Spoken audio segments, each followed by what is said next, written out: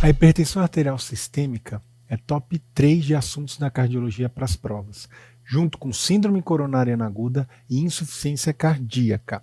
Nessa parte 1 da aula, a gente vai falar sobre hipertensão primária. E vamos começar com uma questão de prova.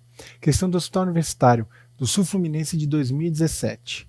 Situações que definem o diagnóstico de hipertensão arterial, exceto, então ele quer saber quando que eu posso dar o diagnóstico de hipertensão arterial. Vamos para a letra A. Pressão acima de 14/9 em 2 medidas na primeira visita em paciente de alto risco cardiovascular. Aí você vai pensar assim, não, mas eu preciso de visitas diferentes, consultas diferentes para dar o diagnóstico. Calma, tem exceção a essa regra. Alto risco é exceção.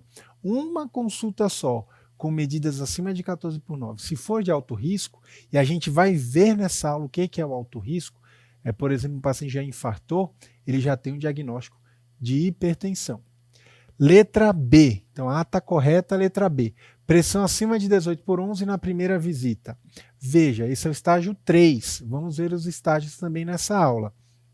Se a PA foi aferida corretamente, ou seja, o paciente não estava com dor, não dá para falar isso se ele está com uma crise de enxaqueca, uma cólica nefrética, muito ansioso, aí eu não posso dar o diagnóstico.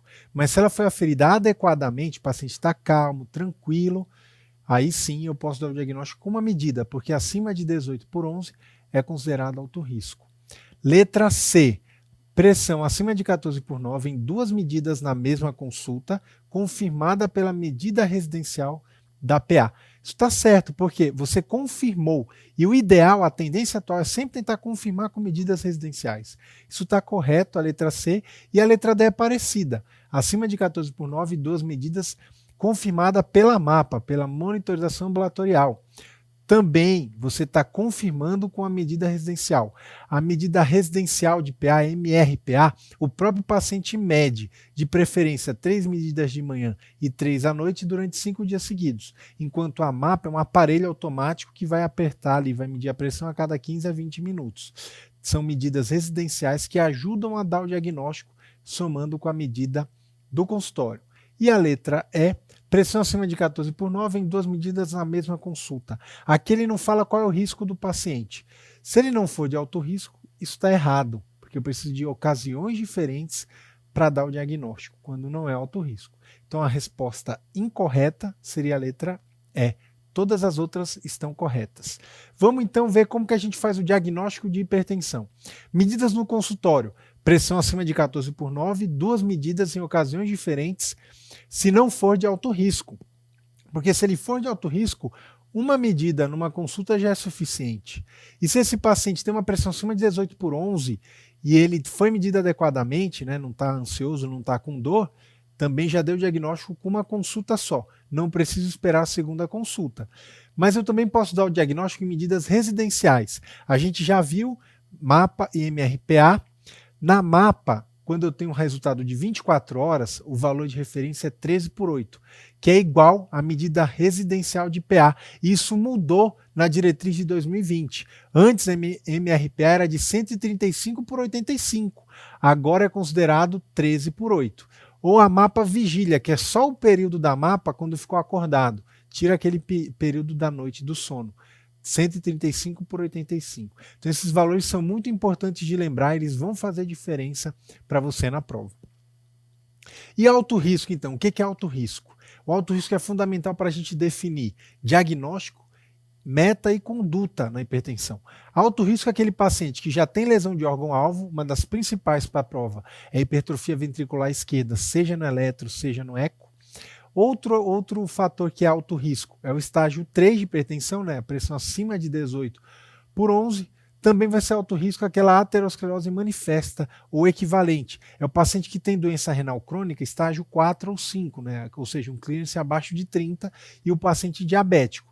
Mas também é alto risco, ele não tem nada disso. Ele pode ser alto risco se ele tiver vários fatores de risco, pelo menos 3 ou mais fatores de risco. E quais são os fatores de risco? Lembra da palavra risco. R de resistência à insulina, o I de idade. Para homem acima de 55, mulher acima de 65.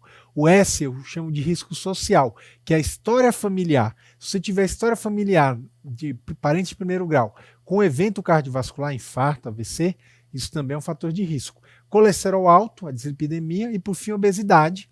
Soma a palavra risco o tabagismo. E aí você tem os principais fatores de risco. Lembra que resistência à insulina é fator de risco. Se for diabético, ele já é considerado de alto risco, ele não precisa ter mais nada além. Vamos para o nosso primeiro flashcard. Paciente com diabetes, primeira visita, consultório, pressão de 14/9 em 2 medidas. Como que confirma o diagnóstico de hipertensão para esse paciente? Já está confirmado. Por quê? Porque ele é alto risco, ele tem uma consulta com pressão acima de 14/9, igual, né, maior ou igual a 14/9, e ele é de alto risco por ser diabético. Se num paciente, segundo o flashcard, na primeira visita, primeira consulta, a pressão está 15/9, está alta, lembra? Consultório é 14/9. Em casa está 13/7, está normal. Em casa seria 13/8. Fez a mapa e veio 12/7 em 24 horas. Lembra? Mapa 24 horas, o valor de referência é 13/8. Qual o diagnóstico? Então a pressão no consultório está alta, mas a pressão em casa está normal. Isso é chamado de hipertensão do avental branco. Esse paciente ele não é hipertenso de verdade, mas ele tem um risco intermediário entre o normotenso e o hipertenso. Segunda situação, paciente que no consultório está com a pressão 13/7, e em casa está 15/9. Lembra, em casa o valor é 13/8, está alta. Mapa de 24 horas, 14/9. Lembra, a referência da mapa 24 horas é 13/8. Então ela está alta. Está normal no consultório e está alta em casa. Qual o diagnóstico? Hipertensão mascarada. Esse paciente ele é hipertenso de fato. E é importante a gente entender essas diferenças. Vamos colocar aqui para você entender melhor. Pressão no consultório, que é 14/9. MRPA, o mapa 24 horas, que é 13/8, e mapa só vigília, 135/85. Se tanto a pressão do consultório quanto de casa tiverem normais, esse paciente ele não é hipertenso, ele é normotenso, ou a hipertensão está controlada, se ele já tiver o diagnóstico. Agora, se a pressão está alta no consultório e é normal em casa, esse paciente tem hipertensão do avental branco. Se as duas pressões estiverem altas, tanto no consultório quanto em casa, esse paciente ele é hipertenso, ou seja, já tem o diagnóstico, a pressão não está controlada. E por fim, se a pressão está normal no consultório, mas está alta em casa, esse paciente ele tem hipertensão mascarada. Ele de fato é hipertenso. O paciente com avental branco não é hipertenso, mas ele tem um risco intermediário entre o normotenso e o hipertenso. Vamos para a segunda questão. Segundo a 7ª Diretriz Brasileira de Hipertensão Arterial de 2016, a classificação da hipertensão em medição casual ou no consultório em um paciente acima de 18 anos de idade com níveis tensionais de 140/95 estaria classificado como? Então ele quer saber, de acordo com essa diretriz, 14/95, 140/95, qual seria a classificação? Lembrando que a gente teve atualização. A última diretriz é de 2020, do final de 2020, e a gente vai ver as mudanças nessa aula. Em termos de classificação por estágios, não houve mudança. Houve mudança na determinação do pré-hipertenso. Então a letra A, pré-hipertenso. O que é o pré-hipertenso? Pela última diretriz, a pressão é de 130 a 139, sistólica, e a diastólica de 85 a 89. Essa é a definição de acordo com a última diretriz. Agora, os estágios não mudaram. Estágio 1 continua sendo sistólica entre 140 e 159 e diastólica entre 90 e 99, o que for pior. Notem que esse paciente ele tem uma pressão de 140/95, ele estaria nesse grupo, estágio 1. Estágio 2 qual que é? A gente chega em 160 e aumenta 19 até 179, e a diastólica de 100 a 109. Ele não está nesse estágio. Por fim, o estágio 3 de hipertensão. No estágio 3 de hipertensão, o que a gente vai ter?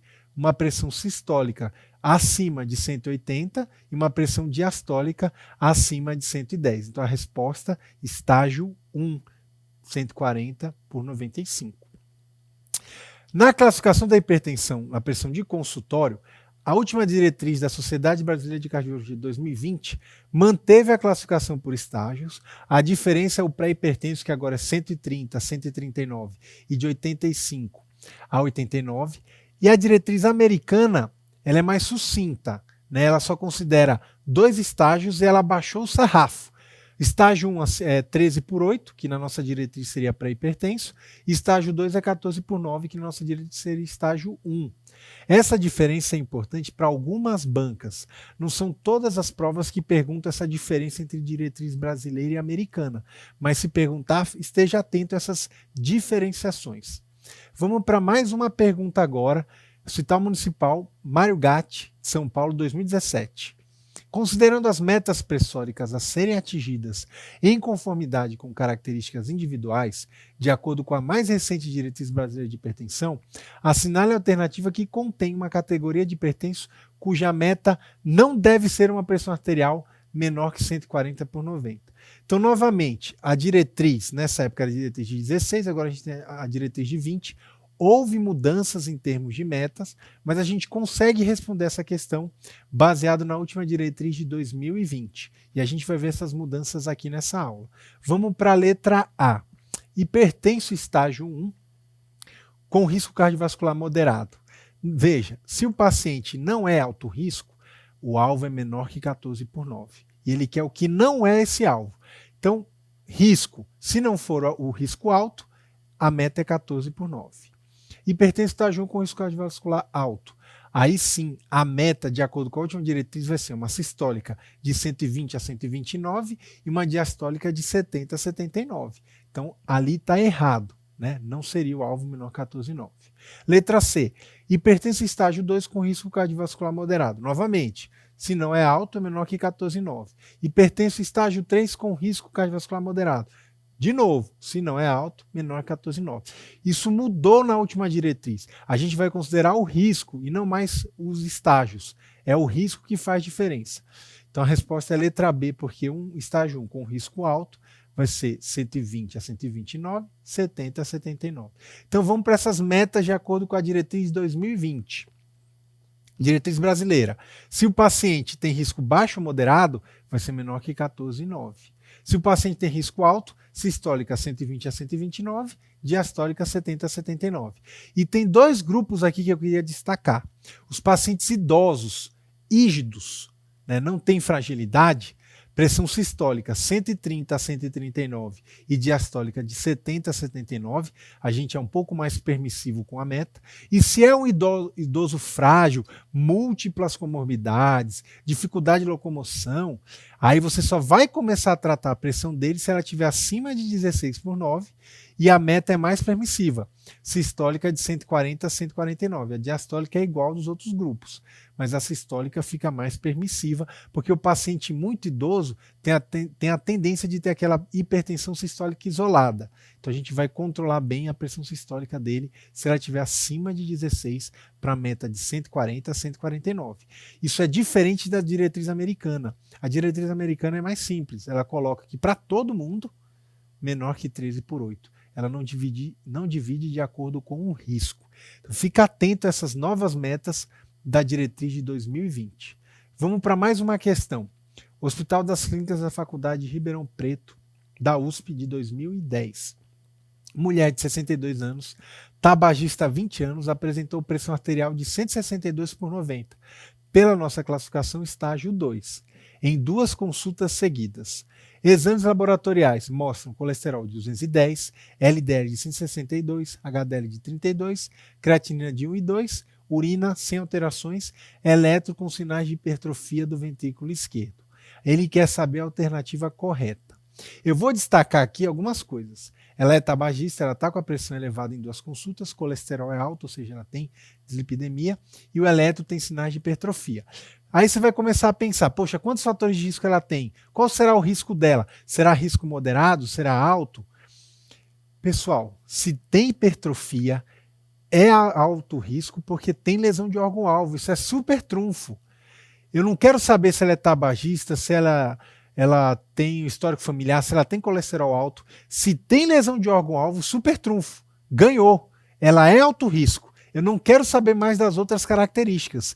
Fica muito esperto, porque várias questões colocam a hipertrofia no eletro ou no eco. Então, tem hipertrofia ventricular esquerda, alto risco. A gente já sabe quais são as metas e vamos ver como tratar então. Vamos para a letra A.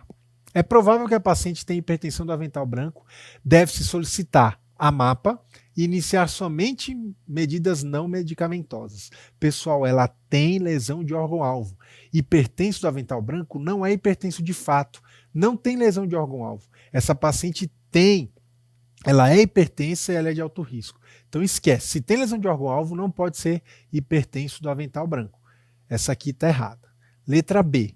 O tratamento medicamentoso com monoterapia está indicado e uma opção seria o uso de atenolol.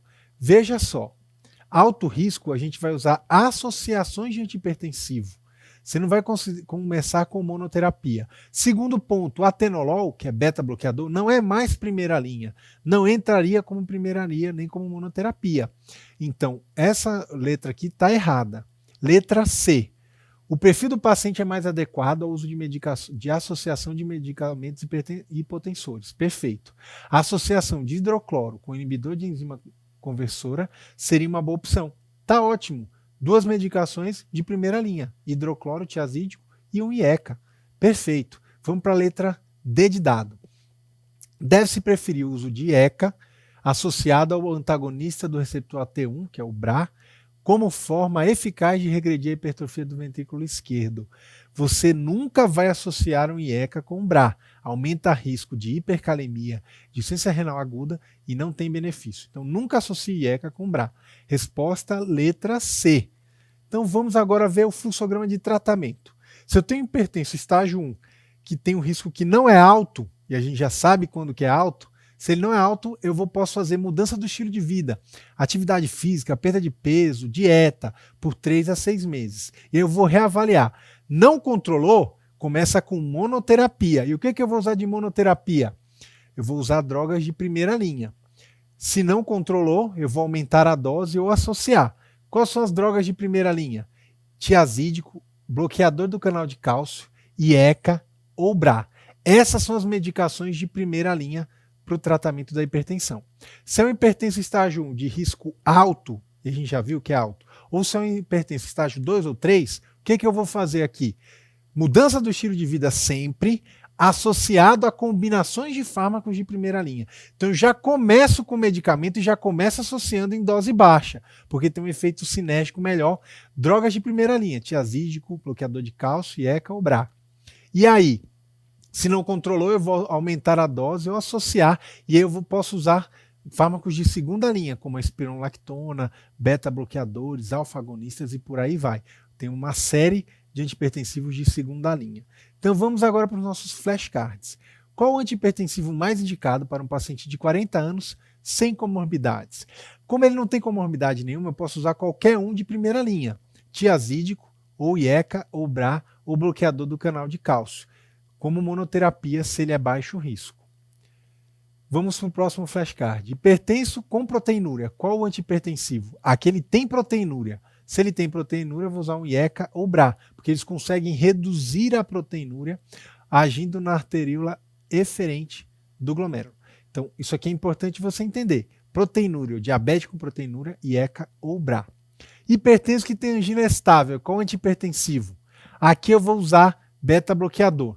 Falou, mas beta-bloqueador não entra como primeira linha. Realmente não entra, mas algumas situações vão me fazer prescrever beta-bloqueador. Por exemplo, angina, beta-bloqueador é um bom antianginoso. Enxaqueca, beta-bloqueador pode prevenir crise de enxaqueca. Hipertireoidismo, pode ajudar nos sintomas. Insuficiência cardíaca com fração de ejeção reduzida.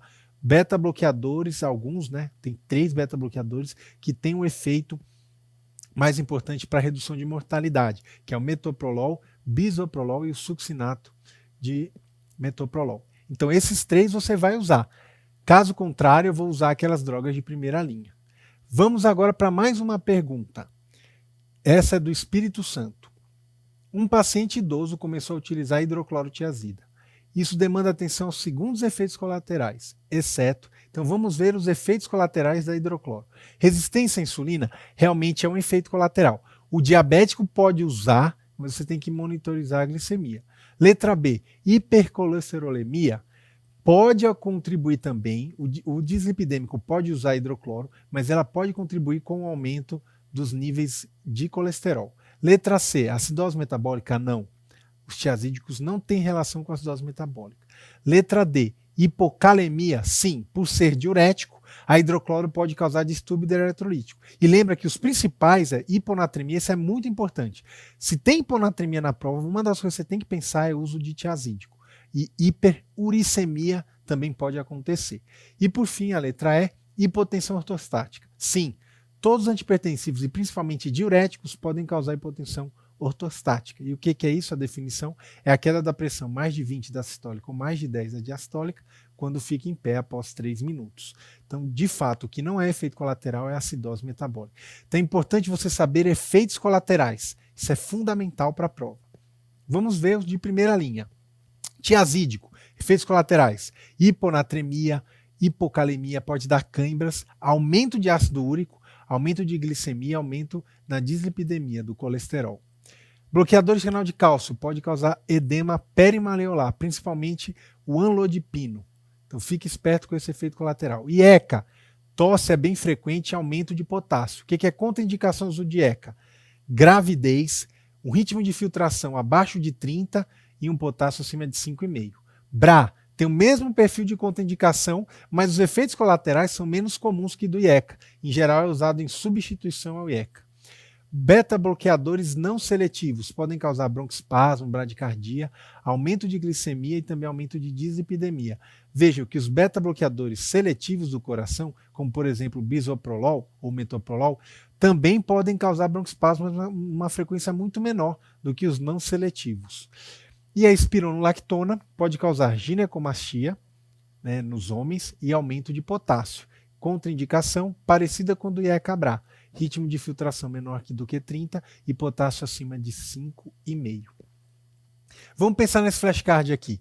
Gota, paciente com gota, dislipidemia e diabético.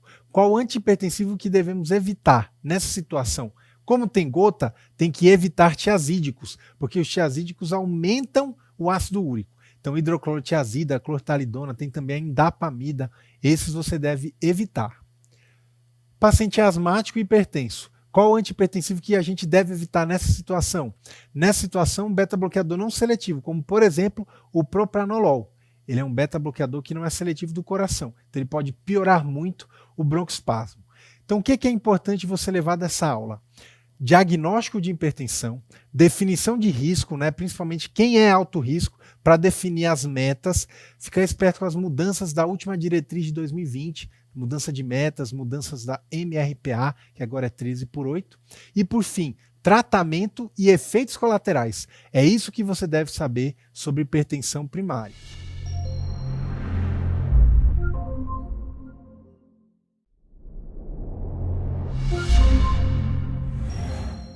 Nessa segunda parte da aula de hipertensão, a gente vai falar sobre hipertensão secundária e também sobre crise hipertensiva.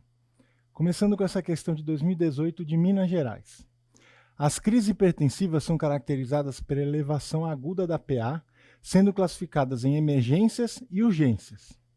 Emergências hipertensivas são condições nas quais a elevação crítica da PA, associada à lesão de órgão-alvo e risco iminente de morte. Exatamente isso é a definição de emergência. Por outro lado, nas urgências hipertensivas, ocorre elevação significativa da PA, acima de 180 por 120, em usuários clinicamente estáveis, sem comprometimento agudo de órgãos-alvos. Então, é exatamente essa diferenciação, se tem comprometimento agudo ou não. São classificadas como emergência hipertensiva os quadros de hipertensão associados a. Então, o que ele quer saber aqui? O que são, dentre essas opções aqui, o que seria uma emergência hipertensiva? Quadros que, quando a pressão estiver elevada, vão determinar um risco de morte, uma lesão aguda de órgão-alvo.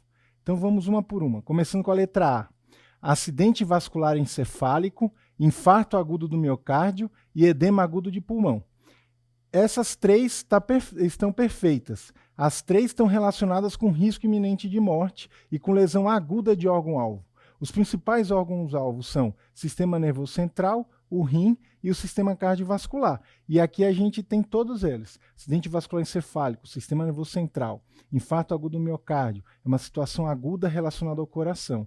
O edema agudo de pulmão, da mesma forma, uma insuficiência cardíaca descompensada. Então, essa opção está correta. Vamos ver as próximas. insuficiência coronariana, insuficiência cardíaca e aneurisma de aorta. Essas 3 situações podem estar relacionadas com elevação de pressão, mas elas não determinam risco iminente de morte. Elas não estão relacionadas com uma lesão aguda. Essas 3 são lesões crônicas. Quando eu falo de insuficiência coronariana, eu estou falando da lesão crônica. O agudo seria o infarto. Insuficiência cardíaca, da mesma forma. O agudo seria a IC descompensada, como edema agudo de pulmão ou até um choque cardiogênico. E aneurisma de aorta é lesão crônica. Quando eu tenho a lesão aguda, ela disseca, seria a dissecção aguda de aorta. Então aqui são lesões crônicas, não entram. O que entra na emergência são lesões agudas. Essa está errada. A próxima, queimadura, epistaxe e pré-eclâmpsia. Aqui não, pessoal, né? Não tem nada a ver. Queimadura, epistaxe, não tem nada a ver com lesão de órgão-alvo na hipertensão. E a última, hipertireoidismo, crise de esclerodermia e lúpus eritematoso sistêmico. Essas situações podem estar relacionadas com a pressão, mas elas fazem a pressão subir, elas não são consequência da elevação de pressão. Então, nesse caso, a resposta é a letra A. Então, pensando aí na crise hipertensiva, a gente tem que diferenciar o que é uma emergência e o que é uma urgência. E a diferenciação não é pela pressão. Em ambas a pressão está bem elevada, geralmente acima de 18/12. A questão aqui é a lesão de órgão-alvo, se ela é aguda ou se ela é crônica. Então, pensando na emergência, vamos pensar nas lesões agudas. Lesão aguda eu tenho síndrome coronariana aguda, seria infarto, angina instável. A lesão crônica relacionada é a angina estável. No caso agudo, eu tenho a dissecção aguda de aorta. O que seria o crônico? Seria o aneurisma de aorta. Então, no crônico eu tenho a urgência e no agudo eu tenho a emergência. O edema agudo de pulmão ou choque cardiogênico é agudo. O que seria o crônico é o paciente com insuficiência cardíaca. A insuficiência renal aguda, então o que acontece com glomerulonefrite, hematúria, isso é agudo. O crônico é aquele paciente que tem uma lesão de longa data. O acidente vascular encefálico ou encefalopatia hipertensiva é agudo. O que seria o crônico é aquele paciente que já teve um AVC mais prévio. E por fim, a emergência na gestante. A eclâmpsia, né, que é a emergência, e o que seria a urgência? A pré-eclâmpsia, quando ainda não desenvolveu todos os sintomas de eclâmpsia. Isso vai modificar o tratamento.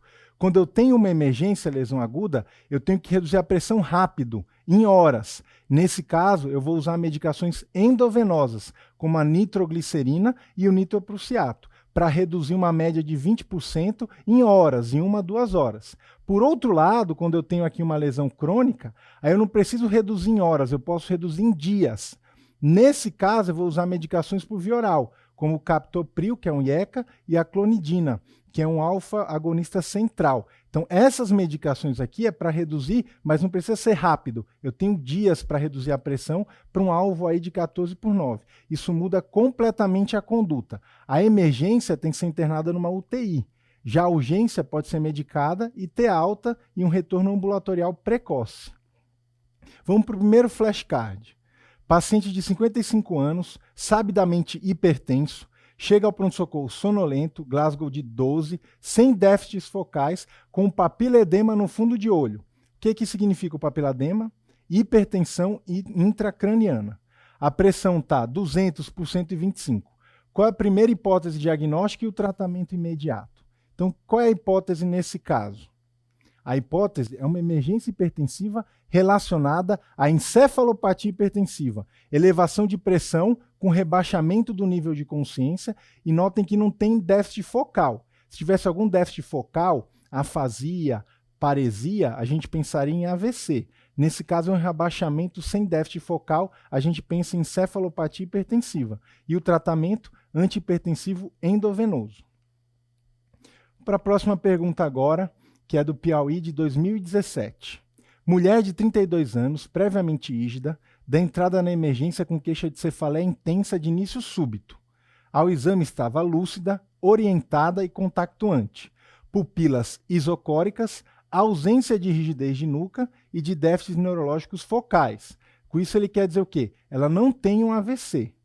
A pressão arterial está 18/11 em ambos os membros superiores. Outra coisa importante, se tem muita diferença de pressão, acima de 20 milímetros, a gente vai pensar em dissecção. que não é o caso. A ausculta cardíaca e pulmonar normal, isso é muito bom, então a gente descarta a insuficiência cardíaca. Exame de fundo de olho sem alterações. Assinale a alternativa que apresenta a conduta emergencial mais adequada para o caso. Então eu queria destacar algumas coisas aqui. É uma mulher jovem rígida, que tem uma cefaleia intensa, e aí ele começa a falar que o exame físico está completamente normal. Está tudo normal, não tem rigidez de nuca, rigidez pode estar relacionada com HSA. Ele não tem alteração no fundo de olho, ou seja, você exclui que essa paciente tem uma hipertensão crônica. Porque quem tem hipertensão crônica tem alterações no fundo de olho. Pode ter sudatos, pode ter arteríolas em fio de prata, ou até um papiloedema. Então, nesse caso, o que a gente tem que pensar? Esse aumento de pressão foi secundário à dor. A gente vai ter que tratar a dor e não tratar a pressão. Vamos pensar nas opções aqui. Letra A. Iniciar nitroprusiato endovenoso, objetivando redução da pressão em 25% em 2 a 3 horas. Isso seria uma resposta correta se o quadro fosse uma emergência hipertensiva. O que é emergência hipertensiva relacionada ao sistema nervoso central? São os AVCs e a encefalopatia hipertensiva, que o paciente tem rebaixamento, tem papiloedema no fundo de olho. Nessa questão, a paciente não tem. Então, isso não é uma emergência hipertensiva, logo eu não vou tratar desse jeito. Essa letra A está errada.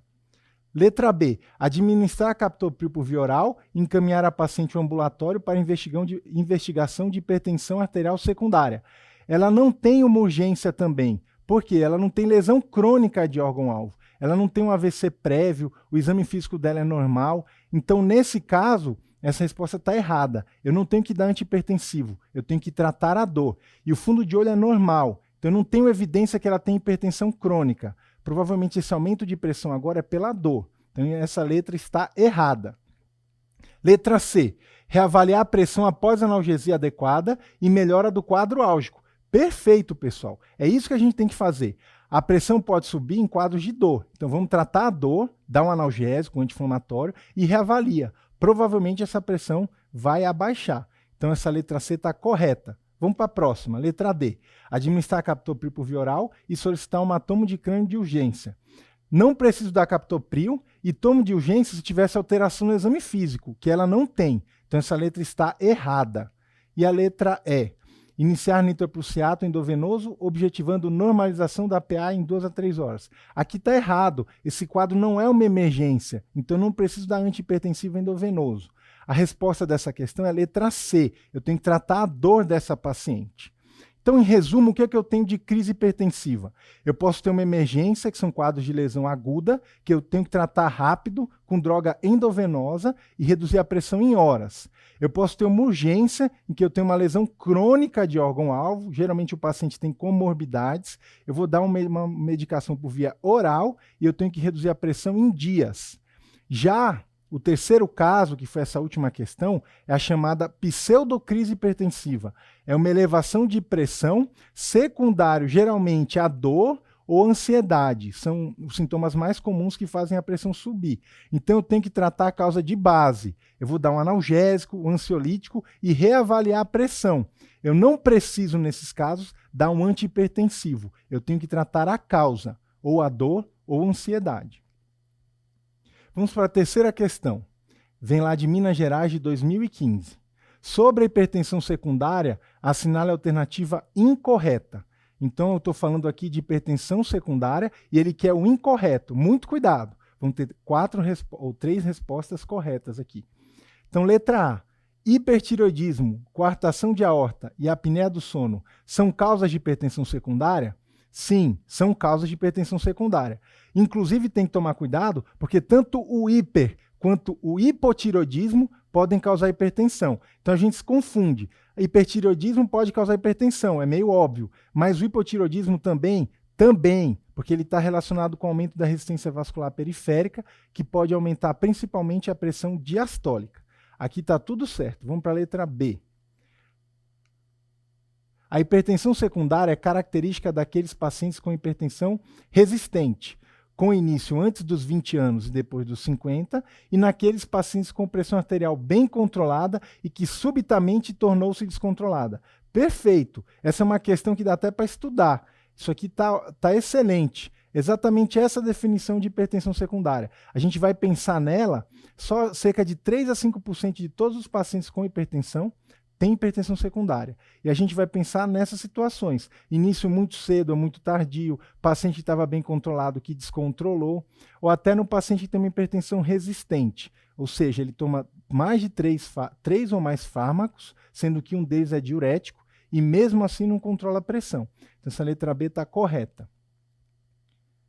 Vamos para a letra C. A estenose de artéria renal é uma das causas de hipertensão secundária, certo? Sendo causada principalmente por displasia fibromuscular em mulheres jovens. Isso está correto, pessoal. Então, a renovascular é uma causa comum de hipertensão secundária. E eu tenho duas causas principais. Na mulher jovem, é a fibrodisplasia muscular. E no homem idoso, é a aterosclerose. Então, nesse caso, a resposta está certa. Então, vamos para a última. A última deve estar errada. Vamos ver o que está errado aqui. O hiperaldosteronismo primário é uma das causas de hipertensão secundária. Certo, isso está certo. O diagnóstico é firmado pela presença de hipocalemia, muito bom. A hipocalemia é o grande achado relacionado ao hiperaldo primário. Aumento de aldosterona, correto. Se é hiperaldo, tem que ter aumento de aldosterona. E aumento da atividade plasmática de renina. Aí não, pessoal, isso está errado. A renina no hiperaldo primário está reduzida, porque é uma produção autônoma da aldosterona que vai levar à redução de renina. Então, nesse caso, eu tenho aumento de aldosterona e redução de renina. Então, isso aqui está errado. Só a frasezinha final está errada. É redução da atividade plasmática de renina. Então, essa letra D está errada. Quando que a gente tem que investigar a hipertensão secundária? Quando o paciente tem uma hipertensão resistente, então ele usa 3 fármacos, sendo um deles diurético, e não responde. Quando o paciente tem uma hipertensão maligna, o que é isso? Ele começa já com a hipertensão estágio 3, acima de 18/11, e ele tem achados no fundo de olho de retinopatia grau 3 ou grau 4. O grau 3 são exudatos ou algodonosos ou hemorrágicos, e o grau 4 é o papiledema. Paciente que tem uma elevação de pressão, ele estava estável, usa a mesma medicação há muitos anos, e de repente ele descontrola, ele continua tratando do mesmo jeito e a pressão eleva de uma hora para outra, sem uma explicação. No paciente que tem início precoce, antes dos 30, ou tardio, depois dos 50, e se o paciente tem muitas internações por emergência hipertensiva. Uma das mais comuns é o edema agudo hipertensivo. Então, nesse paciente que tem esse perfil, eu tenho que investigar a hipertensão secundária. E pensando nas causas de hipertensão secundária, aqui eu tenho 3 causas muito comuns. Primeiro é a síndrome de Cushing, que está relacionada com o aumento de glicocorticoides. Quando que eu vou suspeitar? Quando ele tem aqueles achados, estrias, aumento de peso, geralmente na região cervical, e os membros ficam finos, aumento de pelos e surtismo na mulher, e pode estar relacionado com hipocalemia. Como que eu investigo? Eu vou dosar cortisol, ACTH, e eu posso também fazer o teste de supressão com a dexametasona. Eu dou a dexametasona no dia anterior à noite e meço o cortisol de manhã. Em condições normais, ele está suprimido. Na síndrome de Cushing, ele vai estar elevado. O hiperaldo primário, como a gente viu na questão, está relacionado com hipertensão resistente e com hipocalemia. É o grande achado do hiperaldo primário. E o diagnóstico é feito, a investigação é feita quando eu tenho um aumento da aldosterona e uma redução da renina. Então, essa relação ela fica acima de 20. E para fazer o diagnóstico da etiologia é tomografia das adrenais. Geralmente está relacionado ou com adenoma adrenal ou com uma hiperplasia bilateral. E a renovascular está relacionada com uma alteração no fluxo de sangue para o rim. Então tem uma obstrução nas artérias renais. Geralmente eu vou desconfiar quando tem sopro abdominal, porque essa obstrução gera um turbilhonamento de fluxo, e tem um aumento, uma elevação muito grande da creatinina e da ureia quando eu uso IECA, porque esse paciente depende muito da ECA para perfundir o rim. Se eu dou um inibidor da ECA, ele acaba tendo uma piora muito rápida da função renal. Como que eu vou investigar a renovascular? Eu vou usar algum exame de imagem para ver as artérias renais. Pode ser Doppler, pode ser tomografia, ou a angiotomografia, ou uma angiorressonância. E aí, a etiologia. Na mulher jovem, eu vou pensar na displasia fibromuscular. Então, lembra da sigla em inglês, é FMD, displasia fibromuscular, feminino médio distal. Então, acontece mais em mulheres e o acometimento na artéria é médio distal. Já no homem idoso, eu vou pensar na aterosclerose. Nesse caso, o comprometimento é mais proximal. diferente da displasia fibromuscular. Paciente de 29 anos com pressão elevada, não usa medicações, potássio de 2,9. Qual o diagnóstico aqui, pessoal? Provável. O diagnóstico é hiperaldo primário. É um paciente jovem com hipertensão, então tem que pensar em causa secundária. Ele tem um potássio baixo e não usa remédio. Se ele usasse diurético, eu poderia até pensar que é o diurético, mas nesse caso não. Ele não tem um motivo para ter uma hipocalemia. Então, nesse caso, eu vou pensar em hiperaldo primário. Se ele quisesse que eu pensasse em Cushing, ele daria outros comemorativos, aumento de pelos, estrias, obesidade central. Então, nesse caso, com essas informações, tem que pensar em hiperaldo primário. Próxima questão de hipertensão secundária também, lá do Pará de 2017. Em relação à investigação diagnóstica da hipertensão secundária, é incorreto afirmar. De novo, incorreto. Então, vamos lá para a letra A. A medida sérica de potássio normal não exclui possibilidade de hiperaldo primário. Isso está certo. Geralmente, o hiperaldo primário vem com hipocalemia, mas o fato do potássio estar normal não é capaz de excluir. Letra B. O diagnóstico da apneia ou hipopneia do sono é confirmado pelo achado de 5 ou mais episódios de apneia ou hipopneia por hora, é o índice apneia-hipopneia, na polissonografia. Isso está certo. Lembrem-se desse índice, o IAH, índice de apneia e hipopneia. Quando ele está acima de 5 na polissono, eu dou o diagnóstico de apneia do sono. Letra C. O ácido vanil mandélico é o exame de escolha para rastreamento do feocromocitoma. O feocromocitoma é um tumor produtor de catecolaminas, por isso faz a pressão subir. Os exames diagnósticos preferenciais são as metanefrinas e catecolaminas. Pode ser tanto plasmático quanto urinário. O ácido vanil mandélico tem uma baixa sensibilidade, então ele não é o exame de escolha. O exame de escolha são esses aqui. Ele só é usado se eu não tiver esses exames. Então essa resposta está errada. Ele não é o exame de escolha, o ácido vanil mandélico. Vamos para a próxima, letra D. A letra D eu tenho azotemia, vamos lá, letra D. A azotemia significante induzida por um inibidor da enzima conversora de angiotensina ou por um bloqueador do receptor da angiotensina sugere hipertensão renovascular? Isso está certo, pessoal. Quando eu tenho uma elevação muito grande, a azotemia é elevação de ureia e creatinina. Quando ela eleva bastante relacionada ao IECA ou BRA, eu tenho que pensar em renovascular. E a letra E, o teste de supressão com 1 mg de Dexa pode ser utilizada para o rastreamento de Cushing? Está perfeito, como a gente já viu. Então, a resposta é a letra C. O ácido vanil mandélico não é o exame de escolha para o FEL. Então, pensando em outras causas secundárias, eu posso ter coartação de aorta, que eu tenho uma assimetria muito grande da pressão entre membros superiores e inferiores, geralmente acima de 20, e o diagnóstico é por uma tomografia ou um eco. O FEL é um tumor produtor de catecolaminas, ele está relacionado com paroxismos, ou seja, aumentos de uma hora para outra da pressão e com a tríade, que eu resumi aqui no DST, que seria dor de cabeça, sudorese e taquicardia. Se eu tenho crises de dor de cabeça, sudorese e taquicardia, eu tenho que pensar em feocromocitoma. O diagnóstico é pelas metanefrinas ou catecolaminas no plasma ou na urina, e para saber onde está o tumor produtor, geralmente uma tomo de adrenais. A apneia do sono é um diagnóstico também importante, está relacionado com roncos, com sonolência diurna, e o diagnóstico é por esse índice da apneia, então da polissono. Lembrem-se desse índice, acima de 5. Índice de apneia e hipopneia, tem que lembrar. E na doença parenquimatosa renal? Aí não está relacionado com artéria, está relacionado com parênquima. Nesse caso eu tenho elevação de creatinina, geralmente oligúria e edema. E para dar o diagnóstico, exame de urina tem proteinúria e ultrassom de rins pode ter redução do tamanho dos rins e alteração da diferenciação córtico-medular. Então é um rim crônico. Se o paciente é jovem, tem hipertensão arterial resistente, pressão no membro superior está 17/8, no membro inferior 14/8. Qual que seria o diagnóstico aqui? Diferença muito grande de pressão, coartação de aorta. Então tem uma coartação, a pressão no membro superior alta, no membros inferiores baixa. Se eu tenho um paciente de 28 anos que não é obeso, com mapa de 15/9, então mapa acima de 13/8, pressão elevada. faz uso de clortalidona, que é diurético, enalapril e amlodipina em doses otimizadas. Ou seja, ele tem uma hipertensão resistente e é jovem. Exame físico tem exoftalmia, frequência de 110 e tremores. Qual seria o diagnóstico aí, então? Nesse caso, o diagnóstico é de hipertensão arterial resistente, provavelmente por hipertireoidismo, causa secundária. Quais as classes medicamentosas que podem levar à hipertensão resistente?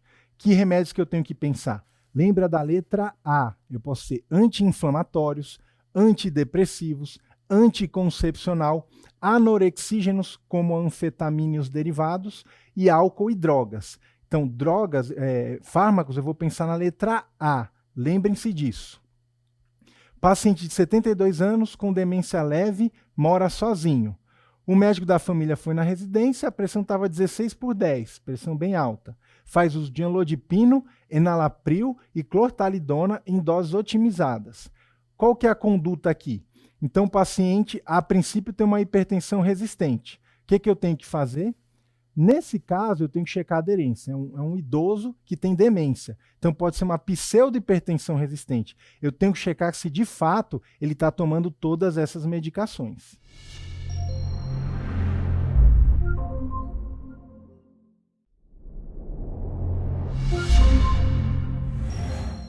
Nessa primeira parte da aula de insuficiência cardíaca, a gente vai falar sobre o diagnóstico e o tratamento do paciente ambulatorial. Já na segunda parte, a gente vai falar da insuficiência cardíaca descompensada. Então, nessa primeira questão de Goiás de 2018, a insuficiência cardíaca é uma patologia de diagnóstico eminentemente clínico, isso é verdade, é uma síndrome. Toda síndrome é um conjunto de sinais e sintomas. Para aumentar a acurácia do diagnóstico, pode-se dispor de scores. Desse modo, os critérios de Framingham são os mais utilizados para esse fim, considerando-se o diagnóstico na presença de 2 critérios maiores ou de 1 critério maior e 2 menores. É isso mesmo. Assim, qual dos critérios a seguir classifica-se como critério maior? Então, o que ele quer saber nessa questão? Qual desses sintomas é critério maior? Vamos para a letra A, dispneia ou esforço. Então, a dispneia ou esforço acontece na IC, mas você tem que pensar que o critério maior é uma coisa específica, é um sintoma que vai acontecer na IC e que não acontece em geral com outras causas. Dispneia ou esforço é um sintoma extremamente inespecífico, pode acontecer num monte de doença, então não é critério maior. Letra B, edema de tornozelo. É a mesma coisa. Edema de tornozelo pode acontecer em paciente obeso, com varizes ou até secundário a efeito de medicação. Os bloqueadores de canal de cálcio podem causar edema de tornozelo. Então isso está errado, porque isso não é específico. Hepatomegalia. Também, hepatomegalia acontece em doenças hepáticas, em doenças infecto-contagiosas, não é específico da insuficiência cardíaca. Então vamos para a letra D. Ortopneia. É a dispneia que piora com decúbito. Isso sim é específico. Não existem outras causas, é raro outras causas em que a dispneia piora ao deitar.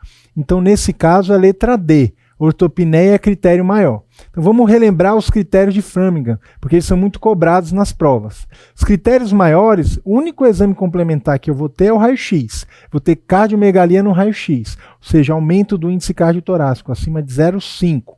Os outros critérios maiores são todos do exame físico. Então eu tenho turgência jugular, aumento da turgência a 45 graus, refluxo hepato-jugular, compressão da região do fígado aumenta a turgência. Dispneia paroxística noturna, a dispneia que acorda no meio da noite com falta de ar. Ortopneia, acaba de deitar e sente dispneia. Crepitações pulmonares, edema agudo de pulmão, que está relacionado com a congestão pulmonar. E a terceira bulha, que é a B3, o galope ventricular, que está relacionado com uma desaceleração do sangue no início da diástole e é muito comum da insuficiência cardíaca sistólica. E os critérios menores? Os menores acontecem na IC, mas são inespecíficos. Edema de tornozelo, tosse noturna. A tosse noturna pode acontecer em paciente que tem asma, que tem DPOC. Dispneia aos esforços, totalmente inespecífico. Hepatomegalia, derrame pleural, que pode acontecer na pneumonia, em doenças pulmonares, e taquicardia, que também é totalmente inespecífico. Então, o que você tem que lembrar em linhas gerais é que os critérios maiores são mais específicos. E para dar o diagnóstico, são 2 maiores, ou 1 maior e 2 menores. Paciente com dispneia paroxística noturna, crepitações pulmonares e um raio-x com índice cardiotorácico acima menor que 0,5. Então, no raio-x, o coração está normal.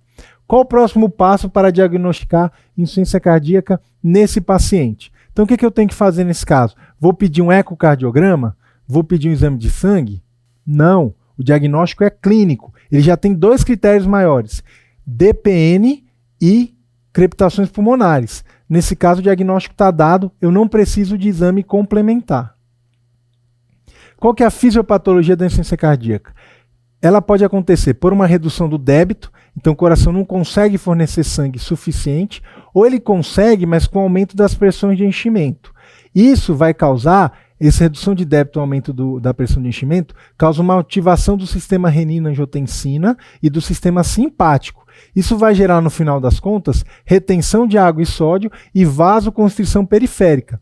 Tudo isso leva a congestão, que pode ser tanto pulmonar quanto sistêmica. Então, essa fisiopatologia. Por isso que, para tratar, a gente tem que inibir tanto o sistema renina-angiotensina-aldosterona quanto o sistema simpático. O aumento da pressão capilar pulmonar, que acontece de 1 a 2 horas após deitar, então 1 a 2 horas após, é responsável por qual sintoma característico da insuficiência cardíaca? Qual que é o sintoma? Dispneia paroxística noturna. Ela acontece horas depois de deitar, diferente da ortopneia, que é imediata. Deitou, sentiu falta de ar. Na IC, o líquido no interstício pulmonar pode causar sibilos. Qual o nome que damos a esse fenômeno?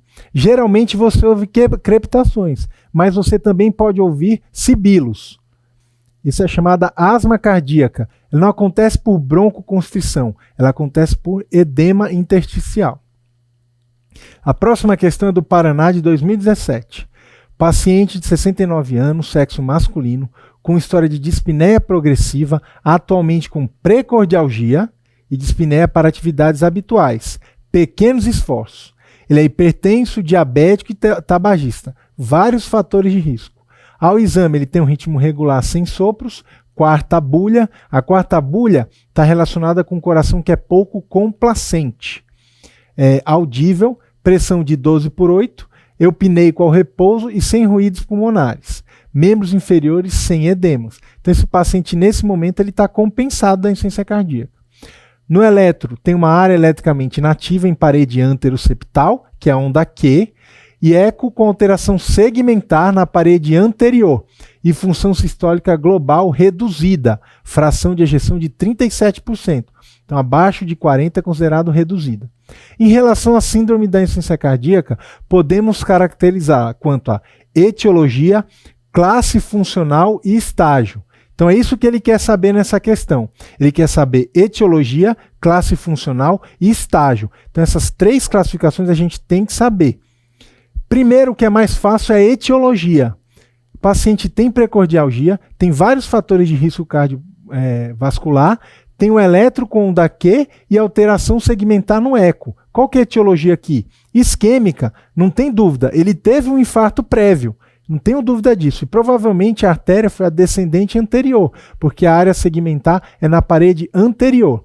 Então vamos para as opções. Letra A, provável etiologia isquêmica? Certo. Classe funcional 2, veja, ele tem dispneia para pequenos esforços. Pequenos esforços é classe funcional 3. Então essa letra está errada. Letra B, cardiomiopatia dilatada idiopática? Não, ele tem alteração segmentar. Tem que pensar em isquemia. Então isso aqui está errado. Letra C, cardiomiopatia hipertensiva? Também não. Não tem histórico de hipertensão resistente e na hipertensiva geralmente tem uma hipertrofia concêntrica. No eco que ele tem alteração segmentar. Então essa letra também está errada. Letra D, provável etiologia isquêmica? Correto. Classe funcional 3? Certo, ele tem dispneia para pequenos esforços, então ele é classe funcional 3. E estágio C, se ele é um paciente com alteração estrutural e que tem sintoma, ele está no estágio C. Então essa letra D está completamente certa. Vamos para a última letra E. Provável cardiomiopatia chagásica? Não, pessoal. Ele não falou nada sobre epidemiologia, tem alteração segmentar anterior, então não é Chagas aqui. A resposta é letra D. Isquêmico, classe funcional 3 e estágio C.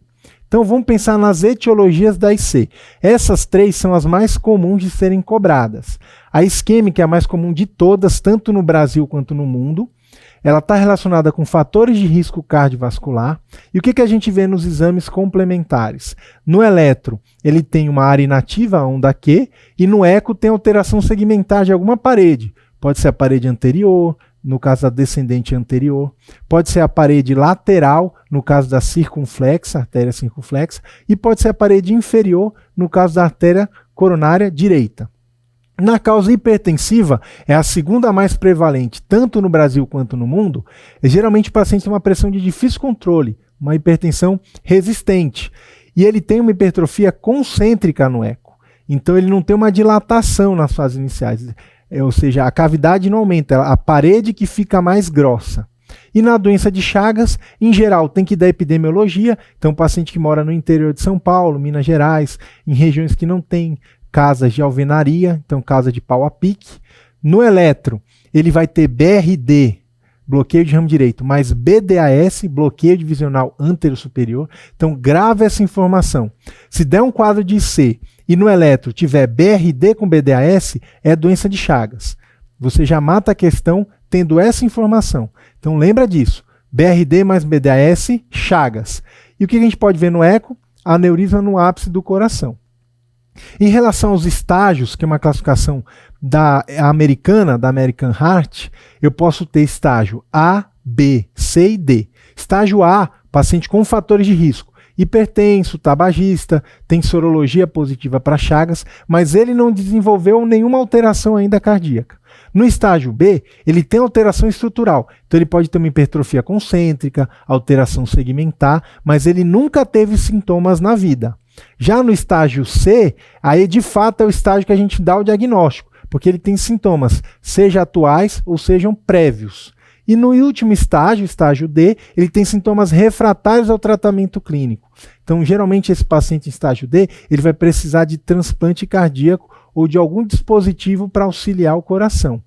Essa classificação ela é progressiva. Uma vez que mudou de estágio, ela não volta atrás. Então, se o paciente tem doença estrutural, ele vai ser sempre estágio B, ele nunca volta para o A. Se ele tem sintomas agora ou já teve no passado, ele vai ser estágio C, ele nunca vai voltar para o B. Então, ela é progressiva. É diferente da classe funcional da NIRA. A classe funcional é um diagnóstico da dispneia e ela pode ser de 1 a 4. A classe 1 é o paciente assintomático, que ele só tem dispneia para grandes esforços. O classe 4 é o paciente que tem dispneia ao repouso, é o paciente muito grave, geralmente ele está internado. O classe 2 é o paciente que tem dispneia para moderados esforços, ou esforços habituais. E o classe 3 é o paciente que tem para esforços menores que os habituais, ou pequenos esforços. Essa questão de habituais, tomem cuidado porque às vezes é confuso. Tem autores que falam que o classe 2 é extra-habitual e o classe 3 é habitual. Mas não precisa ter essa confusão, o que é habitual e o que não é. Você tem que pensar se é pequeno esforço, que é classe 3, ou moderado esforço, que é o classe 2. Geralmente, o pequeno esforço, ele vai falar que tem dispneia dentro de casa. Então o paciente vai ter dispneia para tomar banho, trocar de roupa, pentear o cabelo. Isso é o classe 3. O classe 2 tem dispneia fora de casa, para caminhar 2, 3 quadras, para subir vários lances de escada. Então essa é a diferenciação principal. E ela é dinâmica. Se o paciente tem dispneia ao repouso e eu faço o tratamento e ele começa a ter dispneia para moderados esforços, ele muda da classe 4 para a classe 3. É diferente do estágio que é progressivo, que não volta atrás. E a classificação por fração de ejeção? Essa classificação é muito importante para definir o tratamento. Então eu posso ter fração de ejeção preservada, é uma classificação que depende de um exame de imagem, ou um ecocardiograma, que é o mais comum, ou uma cintilografia, até mesmo uma ressonância. Preservado acima de 50%, é a chamada IC diastólica. O termo diastólico não é o mais correto, mas ele é muito utilizado ainda. Se ele tem uma fração abaixo de 40, ele é considerado sistólico, ou fração de ejeção reduzida. O termo sistólico não é o melhor. Atualmente o termo tem sido fração de ejeção reduzida. E se tiver entre 40 e 50, é o intermediário. Por que essa divisão? Porque o tratamento está bem estabelecido para esse grupo aqui. Então, todo o tratamento que a gente vai conversar está bem estabelecido para quem tem fração de ejeção reduzida. Para quem tem a intermediária preservada, ainda não se tem um tratamento muito adequado. Qual é a classe funcional de um paciente que tem limitação para moderados esforços do dia a dia? Qual que seria a classe funcional? Classe funcional 2, é a classificação pela dispneia. A próxima questão vem do Pará, é de 2017. Para melhorar a sobrevida de portadores de insuficiência cardíaca congestiva, atuando no remodelamento do miocárdio, as drogas utilizadas são... Então ele quer saber qual que é o tratamento da insuficiência cardíaca. Letra A, inibidor da enzima conversora de angiotensina, espironolactona e beta-bloqueador. Perfeito! É isso mesmo, essa tríade é o tratamento fundamental da IC com fração de ejeção reduzida. Então a letra A está certa, mas vamos ver as outras. Letra B, AS, nitrato e morfina. Essas drogas são usadas geralmente para quem tem síndrome coronariana. Né? O AS é antiagregante plaquetário, o nitrato e a morfina ajudam melhorando a dor do paciente que tem angina, mas não tem relação com melhora de sobrevida na IC. Então está errado. Próxima, inibidor da enzima conversora de angiotensina, ok. Diurético de alça e beta-bloqueador. O diurético de alça foi colocado aqui, ele é muito usado na IC, mas ele não reduz a mortalidade.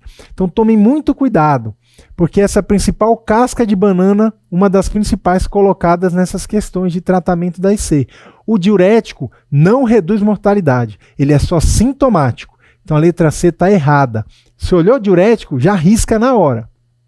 Letra D, IECA, espironolactona e alfa-bloqueador, não é alfa-bloqueador, é beta-bloqueador. Essa está errada.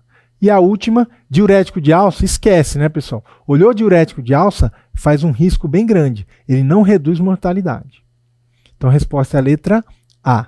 Então o tratamento é baseado nesse tripé, nessa tríade de medicações. Beta-bloqueador, IECA ou BRA e espironolactona. Lembrando que do beta-bloqueador não é qualquer um, tem esses três que demonstraram redução de mortalidade. Carvedilol, bisoprolol e o succinato de metoprolol. Tomem cuidado porque existe o tartarato de metoprolol. O tartarato não reduz mortalidade. O que reduz é o succinato. Então, carvedilol, bisoprolol e succinato de metoprolol. Se o paciente, mesmo tomando aqueles 3 medicações, continuar sintomático, com tratamento otimizado, eu tenho outras opções que reduzem mortalidade. Eu posso colocar o hidralazina mais o nitrato em adição, principalmente pacientes de raça negra, podem melhorar a mortalidade, ou se o paciente tem alguma contraindicação ao IECA-BRA, geralmente é insuficiência renal ou hipercalemia. Se eu não posso usar o IECA nem o BRA, eu coloco hidralazina e nitrato. E o sacubitril/valsartana, que é o ARNI, é o inibidor da neprilisina, que é o sacubitril. A neprilisina é uma enzima relacionada com os peptídeos natriuréticos. E o valsartana é um bloqueador do receptor de angiotensina. Isso é uma droga nova, que é formada por esses 2 componentes, e ela provou reduzir mortalidade. Ainda está começando a ser usada, o estudo é recente, é de 2014, mas pode ser utilizada em substituição ao IECA-BRA, nunca associado. Então, ou você usa IECA, ou usa BRA, ou usa essa droga, sacubitril/valsartana. Nunca vai usar associado.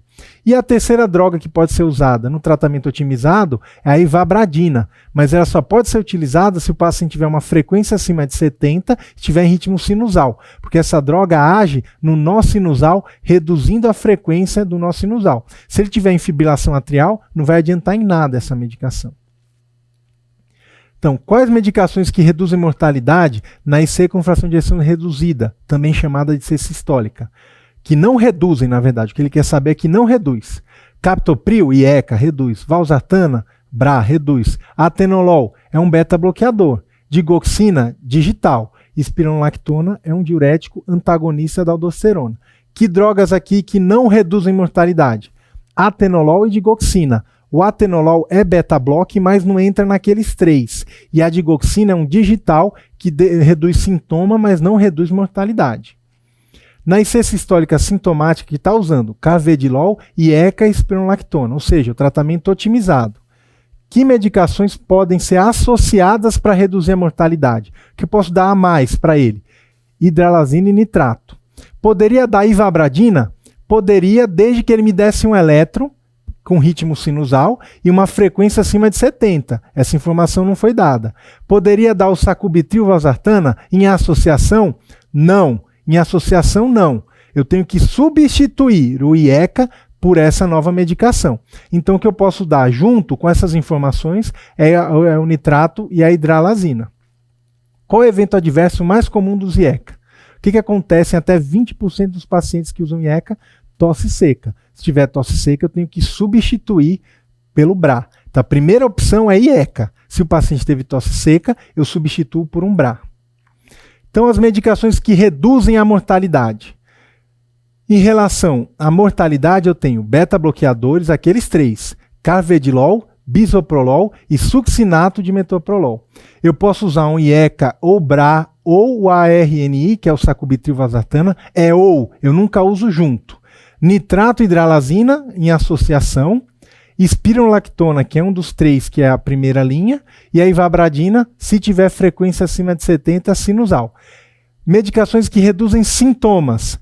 Essas duas aqui são as maiores cascas de banana de prova.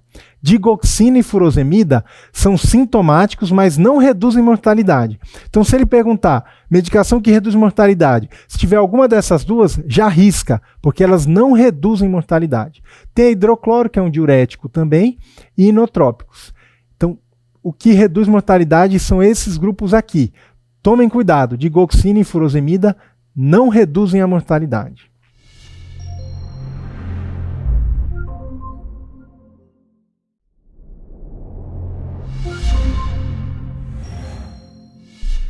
Na parte 2 da aula de insuficiência cardíaca, a gente vai discutir sobre a insuficiência cardíaca descompensada e o manejo dela no pronto-socorro. Primeira questão é da USP de 2017. Uma mulher de 48 anos, portadora de cardiomiopatia dilatada idiopática, com fração de ejeção do VE de 32%, ou seja, fração reduzida, abaixo de 40%. Chega à consulta em uso de furosemida, espironolactona e enalapril 2 vezes. Então, ele usa diurético, furosemida, espironolactona e enalapril. O que está faltando da nossa tríade principal? Beta-bloqueador, não estava usando. Ela apresenta dispneia classe funcional 2 sem outros sintomas. Lembra, classe funcional 2, moderados esforços. Ao exame estava com a pressão 102/64, 108 de frequência cardíaca. Propedêutica pulmonar normal. Então a paciente estava bem compensada. O que foi feito? Iniciado o carvedilol, que estava faltando. Carvedilol 325 2 vezes. Dose bem baixinha para começar. Após uma semana, evoluiu com piora da dispneia para a classe funcional 3, que seria a dispneia para pequenos esforços, além de edema de membros inferiores e ortopneia, ou seja, ela ficou com sinais de congestão. Apresenta estertores bibasais e estase jugular. Frequência de 94, rítmico, e a pressão está 98/60 ao exame, sem outras alterações. Qual que é a melhor conduta nesse momento? Então, eu estou diante de uma paciente que estava fazendo tratamento ambulatorial, foi iniciado o beta-bloqueador e ela descompensou. Primeira coisa é ver qual que é o perfil dela. Então, ela descompensou. Ela tem sinais de congestão, certo? Ela tem edema, ortopneia, então ela está úmida, porque ela está congesta, mas ela não tem sinais de baixo débito. A pressão se manteve mais ou menos estável, ele não está falando aí que o pulso está fraco, está reduzido, lentificado. Então essa paciente está no perfil B, é o perfil quente, não tem baixo débito e úmido, está congesto. O que eu tenho que fazer? Então vamos lá. Letra A, suspender o carvedilol? Pode até parecer bom no começo, você pensa, piorou com o carvedilol, eu vou suspender, é óbvio. Não, pessoal, o carvedilol reduz mortalidade para essa paciente. A gente tem que tentar brigar pelo carvedilol, tentar manter dentro do possível. Então não é a melhor opção suspender uma medicação que reduz mortalidade. Então a letra A está errada. Letra B, trocar o carvedilol por ivabradina, piorou. Se ela descompensou com o carvedilol, por que ela vai melhorar com a ivabradina, que também reduz a frequência cardíaca? Então não é uma boa opção. O carvedilol é que reduz a mortalidade, tá? Faz parte daquela tríade, o tripé, beta-bloqueador, IECA e espironolactona. Então não é uma boa opção também. Letra C, reduzir a dose do carvedilol pela metade e associar um diurético tiazídico. Até parece uma opção boa, reduzir pela metade, mas eu preciso mesmo estar usando carvedilol 3,125. Reduzir pela metade não dá nada praticamente, porque já está com uma dose mínima. Então essa não é uma boa opção. A letra D, manter o carvedilol na mesma dose, ótimo, e aumentar a dose de furosemida. Perfeito. Se está numa insuficiência descompensada perfil B, eu tenho que dar diurético. Então eu tenho que aumentar a dose da furosemida, que é um diurético potente, e mantenho o beta-bloqueador, mantenho o carvedilol. Então a resposta é a letra D. Nesses casos eu vou brigar por uma medicação que reduz mortalidade, fazendo o quê? Aumentando o diurético. Então, na IC descompensada, eu sempre tenho que lembrar do perfil clínico e hemodinâmico. Ele leva em consideração dois parâmetros, congestão e baixo débito, ou má perfusão. Então, a partir daí, o paciente pode ter, na congestão, ele pode ter tanto direita, que seria sistêmica, turgência jugular, refluxo hepatojugular, edema de membros inferiores, e congestão pulmonar, que é ortopneia, crepitações. Em relação ao baixo débito, o que eu tenho? Quando o paciente tem baixo débito, ele fica hipotenso, com tempo de enchimento reduzido, oligúrico, rebaixado. Se o paciente não tem congestão, ele está seco. Se tem congestão, úmido. Se ele não tem baixo débito, é porque ele está quente. Se tem baixo débito, ele fica frio. A partir daí, a gente tem os 4 perfis. Vamos começar com o perfil A, quente e seco. Para lembrar, A de Arábia, quente e seco. O que eu faço perfil A? A de alta, A de ambulatório. É um paciente que não precisa ficar no pronto-socorro porque ele está compensado. E o perfil B? Perfil B é de Brasil, quente e úmido. É o paciente que está descompensado, ele está congesto. É o perfil que mais se apresenta no pronto-socorro. O perfil C é o paciente que tem baixo débito, ou seja, ele está frio e ele também está congesto, úmido. Perfil C de Curitiba, frio e úmido. E o último perfil é o perfil L, e o paciente ele está seco, ele não tem congestão, mas ele está frio, em baixo débito. Então, para lembrar, L de Los Angeles, frio e seco. O que eu faço para o perfil B de Brasil, quente e úmido? Eu vou dar diurético e vasodilatador. O diurético pode ser a furosemida, que é um diurético de alça, de meio a 1 mg endovenoso.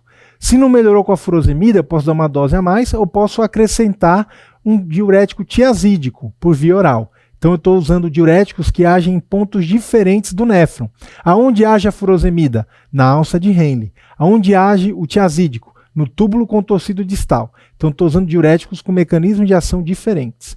E vasodilatador, eu posso usar tanto por via oral, se o paciente não estiver tão grave, como captopril e um nitrato, ou posso usar por via endovenosa, se é um caso mais grave, paciente edema agudo, muito congesto. Aí eu posso usar nitroglicerina ou nitroprussiato. Lembrando que, se o paciente tem infarto prévio ou está com um infarto agora, com uma IC descompensada, eu tenho que evitar o uso do nitroprussiato. Eu vou priorizar o tridil, que é a nitroglicerina.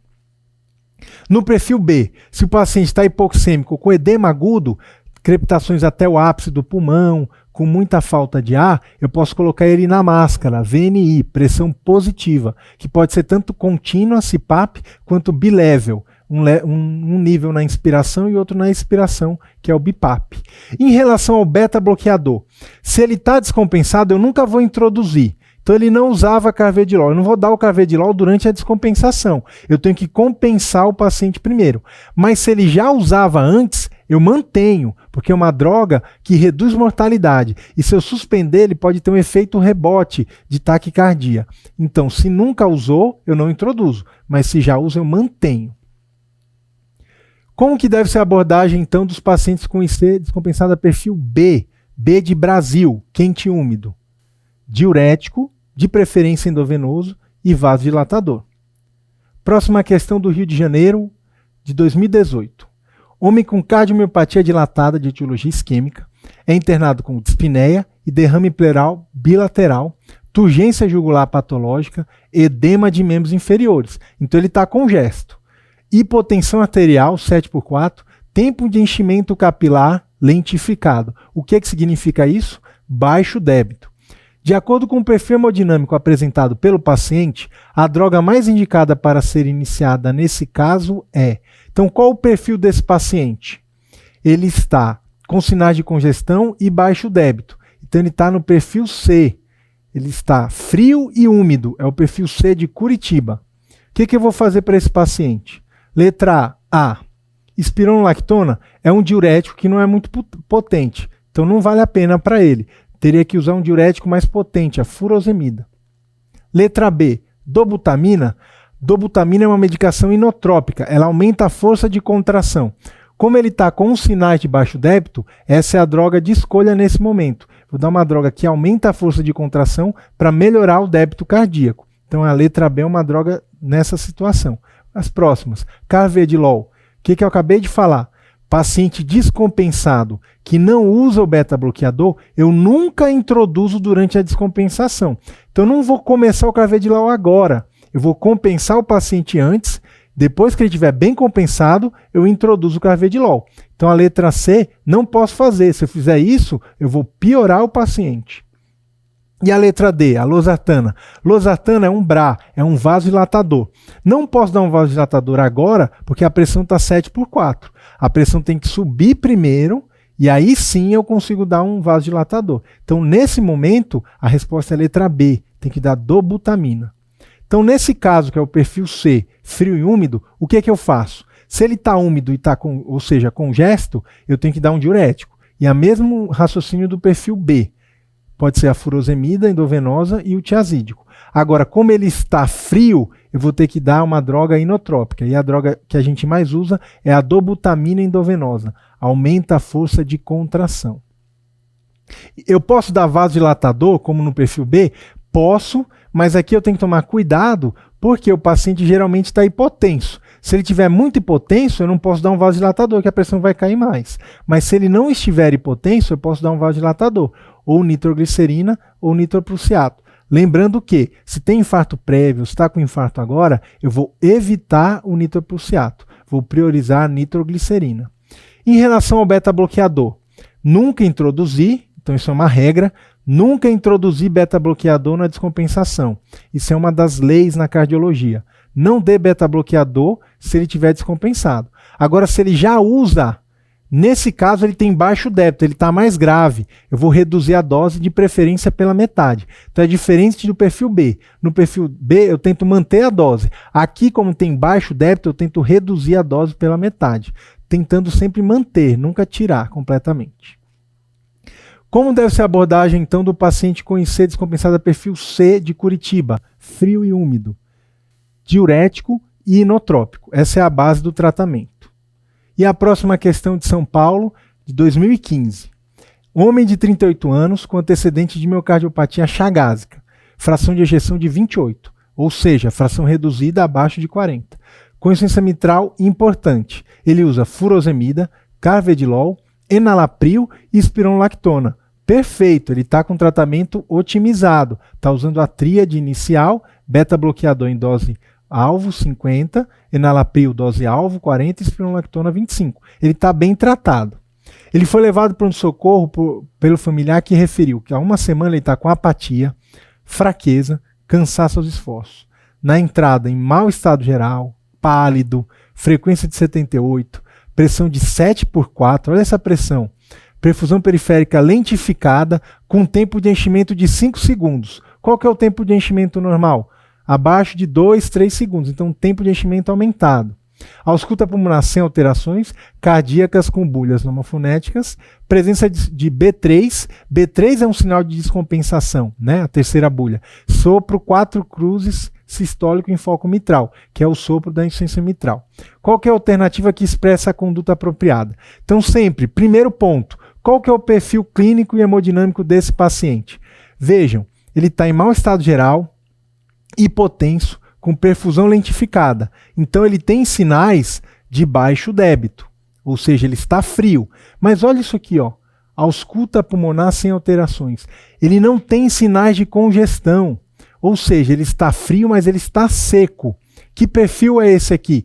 É o perfil L de Los Angeles, frio e seco. O que eu vou fazer para esse paciente? Letra A, noradrenalina, seguida de furosemida e suspensão do carvedilol. Tudo errado, né, pessoal? Tudo errado. Aqui ele se superou. Noradrenalina é vasoconstritor. Eu evito vasoconstritor na insuficiência cardíaca. Por quê? Porque o paciente já tem vasoconstrição. Eu vou usar nora para paciente hipotenso que tem choque séptico, não paciente que está em choque cardiogênico. Então isso aqui está errado. Vamos para a letra B. Hidratação endovenosa, seguida de dobutamina após ajuste volêmico e redução da dose do carvedilol. Excelente. Eu vou primeiro hidratar, porque ele está seco, a ausculta pulmonar limpa, eu hidrato. Se ele não melhorar depois de hidratado, aí eu vou partir para a dobutamina, e como ele usa carvedilol, eu vou ter que reduzir a dose, porque ele tem sinais de baixo débito. Então essa letra B está perfeita. Mas vamos para as próximas. Letra C, dobutamina EV associada a furosemida. Esse paciente precisa de diurético? Não, ele está seco. Segundo ponto, ele precisa de dobutamina de cara? Ainda não. Primeiro eu faço volume. Se ele responder ao volume, ótimo. Se ele não respondeu, aí que eu vou pensar na dobutamina. Então não é a conduta inicial dobutamina de cara e ele não precisa de diurético, ele está seco. Então essa letra está errada. Letra D, hidratação, ótimo, seguida de dopamina em dose alfa e digital IV. Dopamina é uma droga que também tem uma ação inotrópica, mas a dose alfa é dose alta. A gente nunca usa dopamina em dose alfa. E geralmente a gente não usa dopamina para IC. A gente usa dopamina nas bradicardias instáveis. Então esquece dopamina na IC. E digital EV, o digital ele tem até um efeito inotrópico, mas ele é pequeno. Então o digital IV é usado para controle de frequência cardíaca. Se o paciente tem uma fibrilação atrial, uma taquicardia. Então nesse caso não tem indicação, a frequência do paciente estava normal. Então está errado. E a letra E, digital IV com dobuta e suspensão do carvedilol.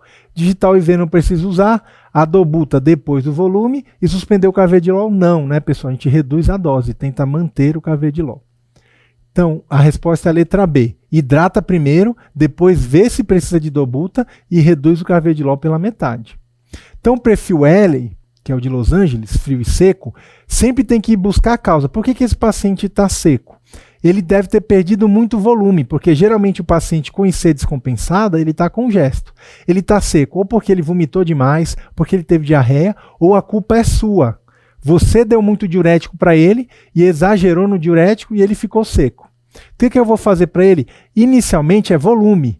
Eu faço uma prova de volume. Aqui eu não vou fazer que nem um cirurgião que dá um sorão de 1000. Não.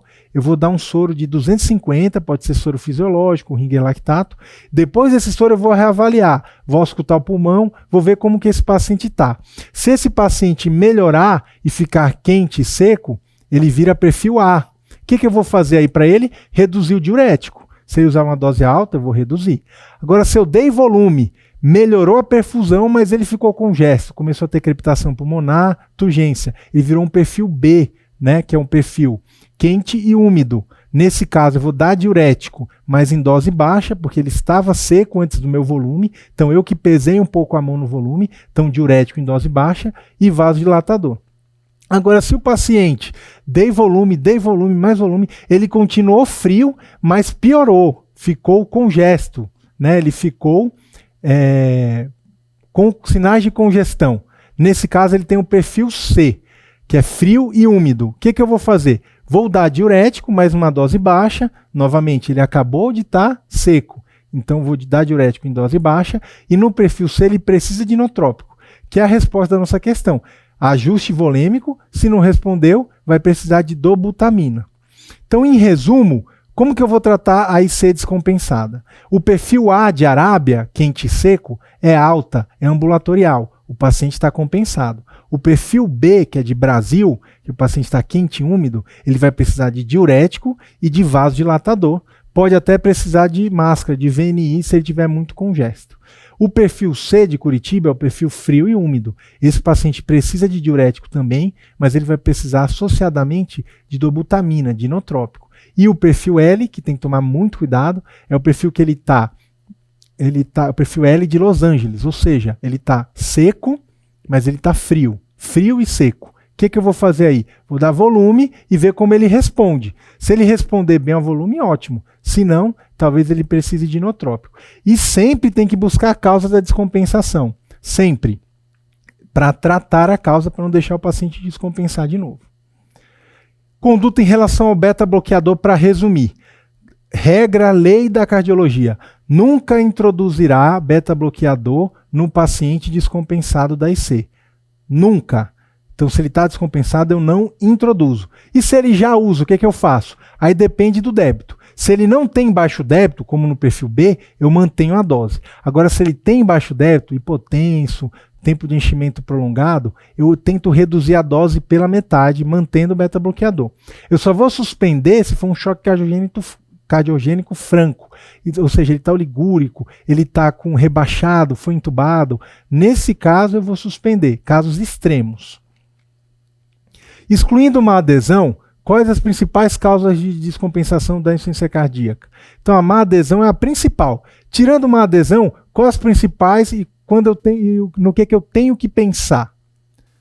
Isquemia, arritmias e infecção. Essas três são as principais. Então lembra na prova, tem uma insuficiência descompensada, você vai pensar, descompensou? E aí? Isquemia, arritmia e infecção. Essas três sempre tem que pensar.